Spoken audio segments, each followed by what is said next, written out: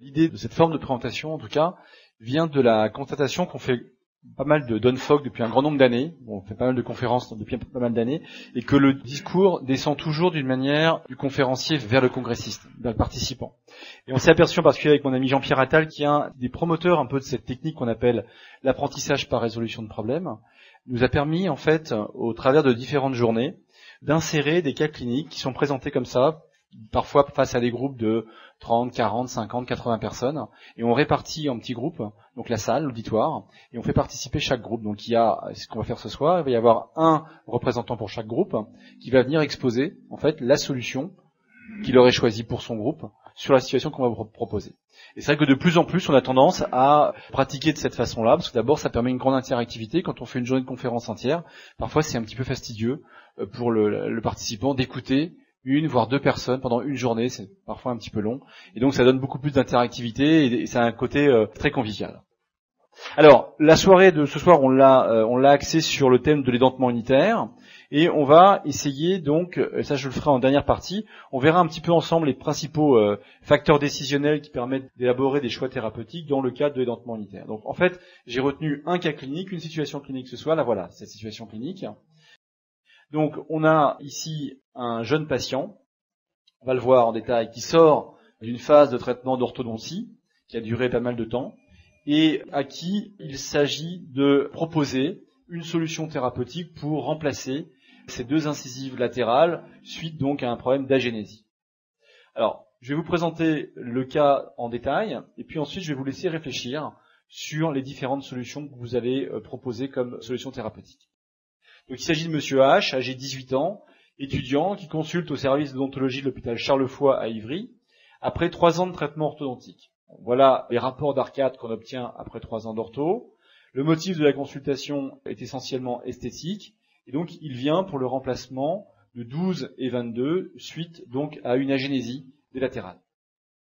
Voilà, se termine là. Le patient vient de loin, il vient de Normandie. La maman en a marre, le garçon, là, l'étudiant en a marre aussi. Et là, on nous dit, voilà, on arrête là. Il faut trouver maintenant une solution pour qu'on propose le remplacement des latérales à ce jeune adolescent. Voilà la situation en vue occlusale, arcade maxillaire, arcade mandibulaire. Donc, je vous laisse apprécier les sites d'édentement ici, à la fois au niveau de la muqueuse, au niveau des dents collatérales. C'est une bouche qui est parfaitement saine par ailleurs, il n'y a pas de lésions carieuses, il n'y a pas d'anciennes obturations qui nécessitent leur remplacement.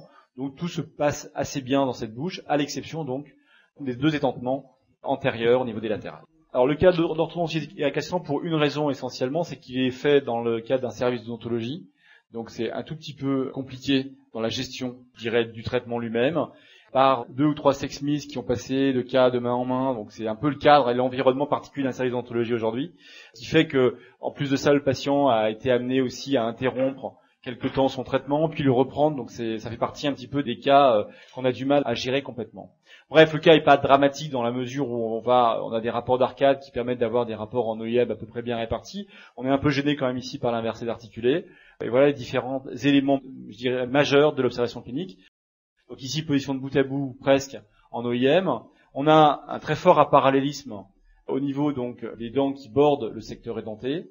On a des anatomies et des morphologies d'incisives centrales qui sont extrêmement plates.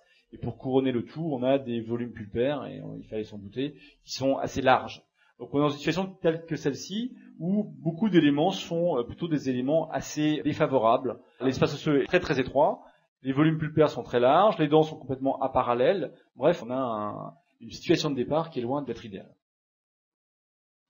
Alors, on peut le résumer ici. On a effectivement, en plus, pour couronner le tout, des diamètres ici au niveau cervical qui sont plus petits que les diamètres au niveau donc des contacts proximaux, donc ce qui donne une forme assez triangulaire de l'espace laissé vacant.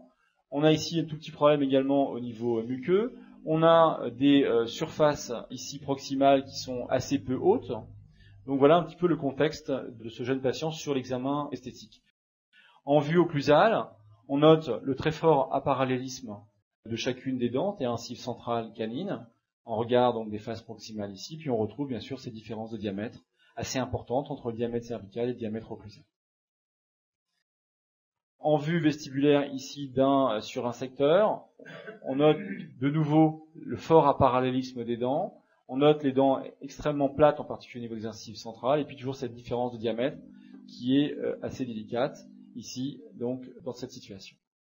Donc la question que je vous pose, c'est face à cette situation, qu'auriez-vous fait? Quels sont les choix thérapeutiques que vous allez réaliser?